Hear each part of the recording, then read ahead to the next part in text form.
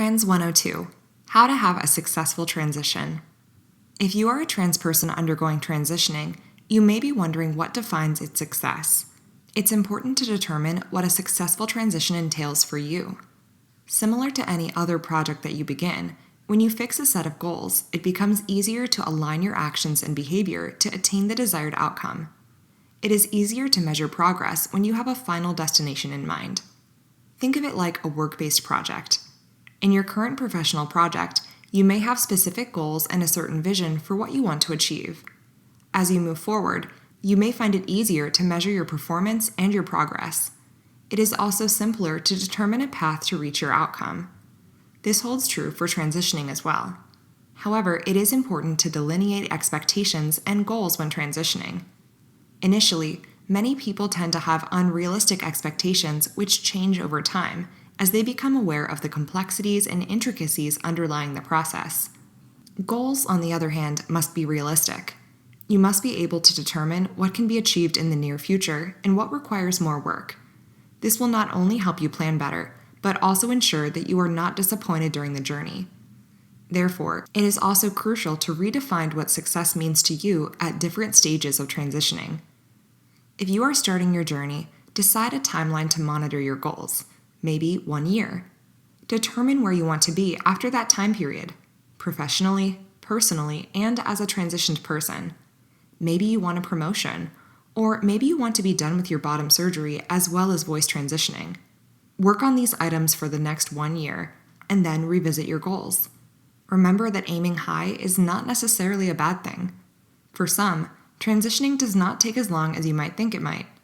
So it is a good idea to go wild with your goals. However, remember that you do not have a strict timeline. Learn to be flexible with your goals to avoid disappointment. Also, remember to not aim for something that is definitely unattainable.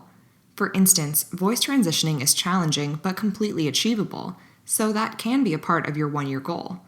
On the other hand, you cannot alter how your collarbones look. Therefore, adding that to your list is the easiest way to set yourself up for failure. If there are things that you want to change that cannot be altered, you can work on acceptance instead of change. Alter the relationship that you have with your hips. The biggest thing that you may need to work on at all points of your journey is your relationship with yourself. You can alter your perceptions of beauty and definitions of what a woman must look like. These changes go a long way in mitigating gender dysphoria. If you are taller than the average woman, remember that there is nothing you can do about your height. However, you can change your perception of height and beauty by looking at conventionally good-looking women who are also tall. Did you know Taylor Swift is about 5'10"? And she is gorgeous. So are you. Through all this, the most important thing to remember is that femininity is a social construct. There are no definitive attributes that define what a woman must look like. Every cis woman is unique, with a combination of physical attributes that cannot be seen in anyone else. Once you make peace with this idea, it becomes easier to accept yourself. In sum, for a successful transition, you must first determine what you want to change. Then, research to verify if those attributes can actually be altered. If they can, devise a timeline to work on each of them. This will allow you to consistently inch towards the final outcome you have envisioned for yourself.